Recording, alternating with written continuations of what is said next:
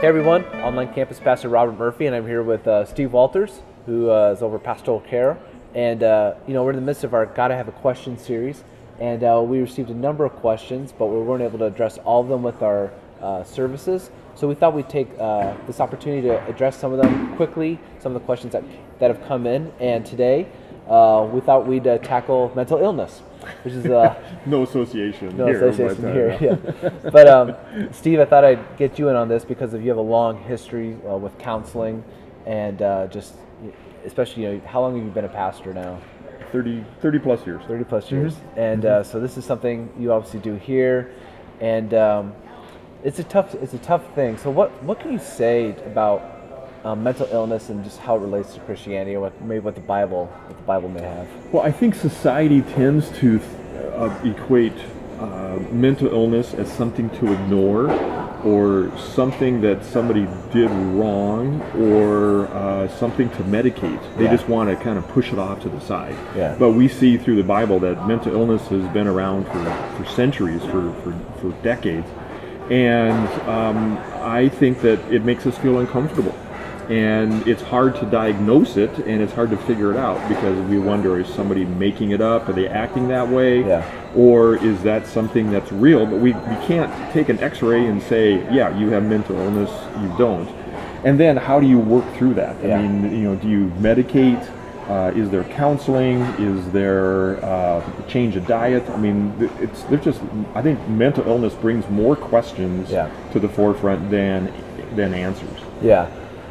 And I know, I was telling you a story I heard where, a friend of mine, and went to youth group and loved Jesus, and then had a mental illness issue later, and now the faith, it's not really there, and so I'm sure that's a reality for a lot of people out there. What do we say about how God would view them, especially in light of eternity?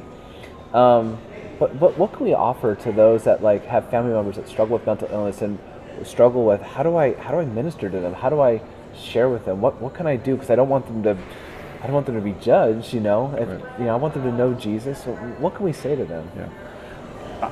While we were talking about this, the first verse that came to my mind is, "I have loved you with an everlasting love." And then I read this morning in Hebrews that I will never leave you, I will never forsake you. Yeah. And I think sometimes with mental illness, forsake means to abandon, to turn away from. And so that means that God will always be with us, will always care for us. So if a person has made a decision to follow Christ, then with that mental illness, that can be a hindrance or an impedance, but it doesn't remove them from the family of God. Yeah. Now, they might be saying things that are, off the charts, wrong, or, but people do that. When people have cancer, they will say some things because they're in pain, they're in discouragement. They'll say things that they didn't really mean. I mean, women say that in childbirth, stuff that they don't really mean. Yeah. So I think the mental illness is an important thing to understand, that God cares for us, and just as if somebody had cancer and was angry towards God, that doesn't negate their walk with the Lord. Yeah. And the same way with mental illness, and what they say God doesn't follow through with what they say and say, oh, well, you said that, so you're no longer a child of mine. Yeah, I think just echoing that, we serve a God who's the most loving being, who's just. And I like to think, I know sometimes we're very, especially in the church culture we've grown up in, we're very black and white as far as when it comes to judgment in light of eternity, but I think God's very gracious, and I think He'll put things in proper context. Yeah. I think one last thing, so for someone out there who may be struggling with this, or knows someone, what are some things here at the church, what would you tell them to, maybe pursue, whether opportunities here at the church or maybe just in the community?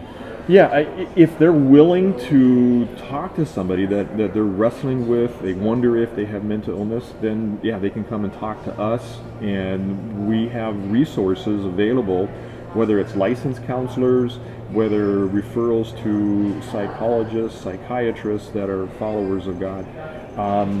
So there are ways that we can help out, and I think it's not just one person or one thing or one statement that will solve it. Yeah. We like to try to put a bow around everything and solve it. Yeah. And mental illness is just an ongoing issue that somebody is wrestling with. And so coming to talk to somebody at church and then kind of figuring out what are some of the things that can be done. And I especially think family members of somebody struggling with mental illness need just as much support and encouragement as the person going through it. Yeah. And I think, you know, as a church body, that's the way God created it. That's what we're here for.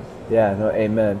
And I think to anyone watching, like if this is something you want some more information, or you want to talk to someone, you can contact us, contact the church. You can call us or email us, and we'd love to get you help pointed in the right direction. But know that you're not alone, and that we as a church, we're here to to share with you and help you carry those burdens, and just to help you through this.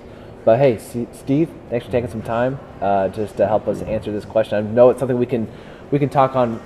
It deserves more time, but I appreciate taking some time just to get a catalyst to get it started, initiate somebody to take the next step. That's the important thing. Yeah, thanks. And for everyone watching, hey, thanks a lot. And always know if you have a question, please ask, and we'll do our best to get it answered.